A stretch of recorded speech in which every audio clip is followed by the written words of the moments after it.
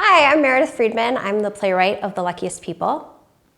And I'm Chip Walton. I'm the artistic director here at Curious and also the director of The Luckiest People. So I was finishing up my final semester at Northwestern University where I was getting my MFA in writing for the stage and screen. And I think maybe a colleague, a classmate emailed that the National New Play Network had this playwright in residence program where you could spend a year in residence with a core member theater of the National New Play Network. When I found out about it, I think there was a week until the application was due. So I had to both find a theater that would want to apply with me and then get the application in. So I went to Curious's website and I was like, wow, the plays that they are producing are some of my favorite plays and their mission really speaks to me.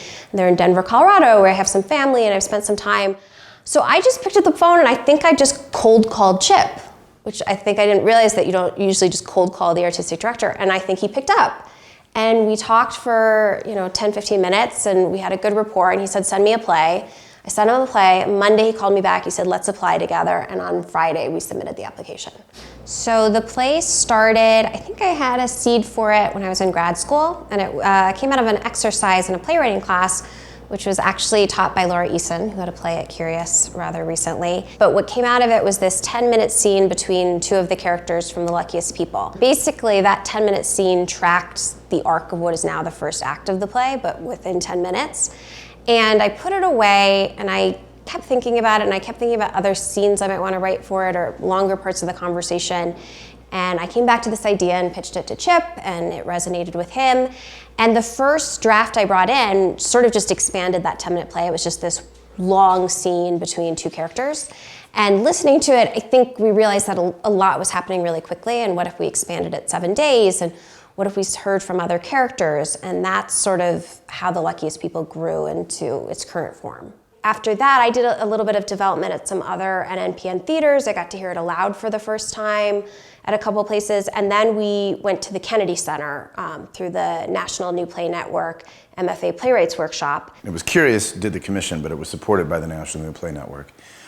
It then became a rolling world premiere, and a lot of the partners in the rolling world premiere happened to also have new play festivals or development opportunities. And so it really worked the way it's supposed to work. It may not always work that way, but in this case it worked really, really well because you had a lot of development opportunities from multiple theaters, many of which ended up producing the play. We asked the question, is there enough in the belly of the narrative, if you will, to extend this beyond just a single play? And then the answer was yes. Not only yes, there's the whole narrative span of the three plays comprises 12 years. So there's actually quite a bit in there. We've been developing this play for over 2 years, and with largely, not exclusively, but largely with the group of actors that are actually in this production. I'm Eric Sandvold, and I'll be playing Richard in The Luckiest People. I'm John Jurczyk, and I'm playing David. Hi, I'm Karen Slack, and I am playing Laura. I'm Randy Moore. This is my second show with Curious, and my second show to play a blind or losing his sight man, and my second show to be in a play that has Lucky in the title. The Luckiest People is about people, like real people that are going through, there's recently been a death in the family. It starts with a family coming back from the memorial service for their mother, in the case of my character, and also there's a sister, and there's my partner, and there is my father. It's about a family. We follow the Hoffman family, how they're impacted by this loss, and how they also see themselves moving forward in the world. And what I love about this place so very much is that it is real people. We all can relate to someone in this play. I also love that it's people talking to people about real life stuff. It's funny. When people ask me, it's hard for me to know, like, is this a drama with comedy or a comedy with drama, but it's got plenty of both. About 6 months ago, maybe even more, we started workshopping the second play, which is Your Best One, which has also been an awesome thing because then you're able to sort of look at the trajectory of these characters and these people and where they might be going. And because we workshopped the first play for so long, I feel like we know so much about these characters that the workshop for Your Best One was even more informative. And then also, as a group, kind of outlined the third play. And there is no more collaborative writer in American theater than Meredith Friedman.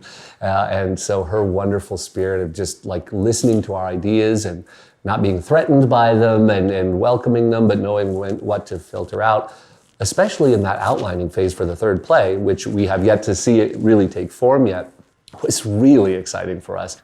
It's just such a remarkable opportunity to get to collaborate on this level in this capacity. You don't get to do this very often as an actor, where you get to work so closely with a playwright and with the same group of actors and the director that you're going to be doing a full-scale production with. I think that there is a absolute sense of freedom to for anybody sitting around the table in this process to say whatever they want, whether it makes sense or whether there is some sense of kind of, I have an idea, I want to share it, I don't know where it'll go, and Mary is so generous about taking that and filtering it through her own kind of vision and her own voice. Mary's so wonderful. She's so open to collaboration, and I would say absolutely everybody in the room is. We don't really hold back in anything that we're thinking about the script or the role or anything at all. Mary's been so open to all of it.